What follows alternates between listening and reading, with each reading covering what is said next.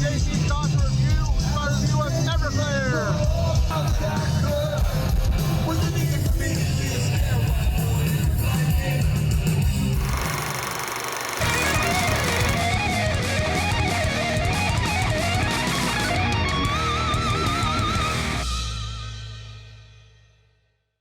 Welcome again, everyone, and thank you for watching HD's Concert Review. Today I'll be reviewing the Summerland 2021 tour with Wheatus, Living Colour, Hoobastank, and Everclear from the Riverwind Casino in Norman, Oklahoma. For those of you not familiar with the Summerland Tour, it was founded by Everclear frontman Art Alexakis back in 2012. Over the years, the tour has featured such bands as Sugar Ray, the Gin Blossoms, Live, Filter, and the Toadies, to name a few. The great thing about this show is that the price of admission was only $5. So for $5, you're able to see 4 bands in the outdoor summer heat of Oklahoma, along with plenty of food trucks and free water, which was much appreciated. So kudos to the Chickasaw Nation for providing that. Let's start with the opening band Wheatus, which I accidentally mistook for the Roadies at first.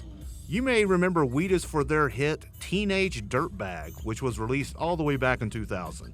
This song was also featured in the movie Loser, which unfortunately flopped later that summer. Honestly, I'm kind of surprised that movie flopped because the cast of Loser was pretty talented, actually. One of the things I noticed about the band was the odd setup choice for the way they were set up.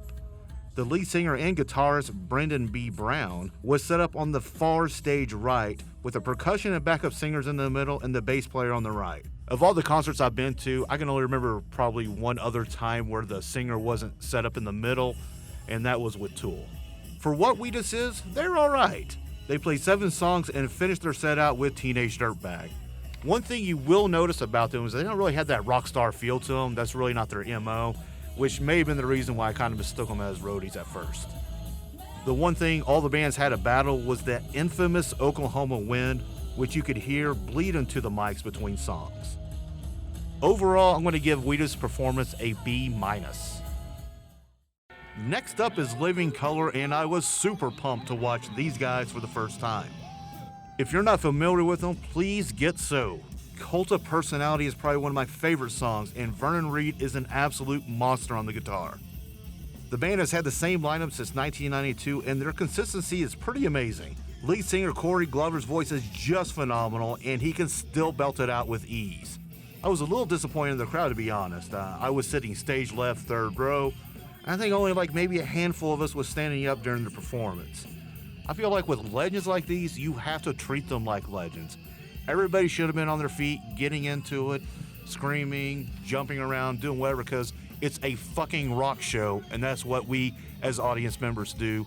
Now, we'll cut the crowd a little bit of slack. It was 90+ degrees outside, but they're the only band there who not only have won Grammys, but were the only ones that were even nominated. So I feel as if we probably should have shown them a little bit more love.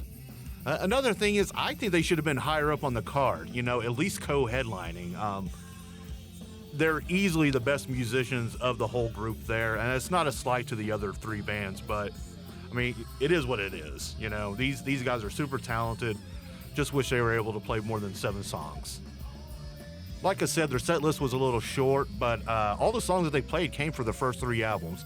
And of course, they finished it off with Cult of Personality, with Glover going into the crowd. And after he had finished the song, he took plenty of selfies with everybody. I was honored and fortunate enough to get a picture both with Reid and Glover, and it was just awesome being able to do that. Overall, I have to give their performance an A.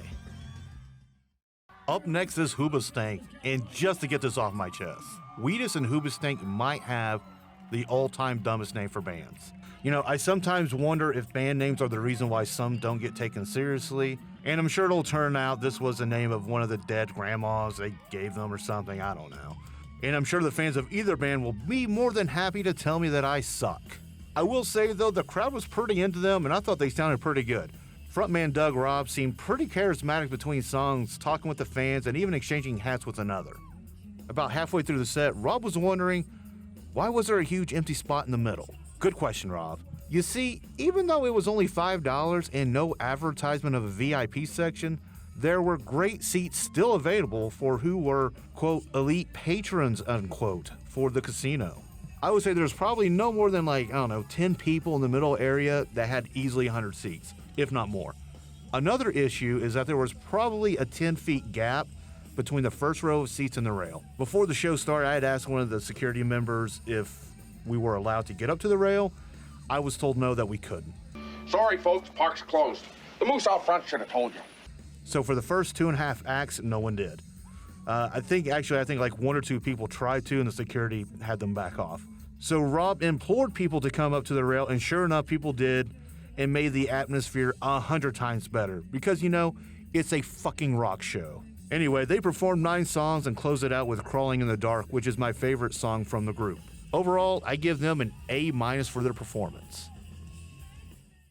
There was a chance of severe storms popping up, and by the end of Hoobastank's set, you could see the clouds head our way. So there was a chance Everclear may not have had the opportunity to play or get a full set in. Fortunately, they were able to play, but they were only able to get 6 songs in. If I'm being honest, I was a little disappointed in Everclear. Alex Aukas's voice isn't either the same anymore as it used to be, or is hoarse from playing 3 nights in a row. I went back and listened to some of their past live shows, and it appears to be a mixed bag. It seemed like sometimes he sounded really good, and the other times it just sounded like his voice was going out. Unfortunately, tonight he sounded a bit flat, which is a bit of a bummer. To their credit, they rushed as many songs as they could before having to get off stage because the lightning was in the area. But they were able to perform favorites such as Everything to Everyone, Father of Mine, and they closed it out with Santa Monica. With a combination of the weather and the way the frontman sounded, I'm giving the performance a C. Overall, I'm going to give the show a solid B. The pros were Living Color, Hoobastank, Free Water, and the food trucks. The cons were the weather and the lead man for Everclear's voice. I will say if they came back again, I would give them another shot, as it really was a fun show. If you're there, please comment. We'd love to hear your thoughts on the show. All right, that'll wrap it up for this review. If you haven't already, please like and subscribe.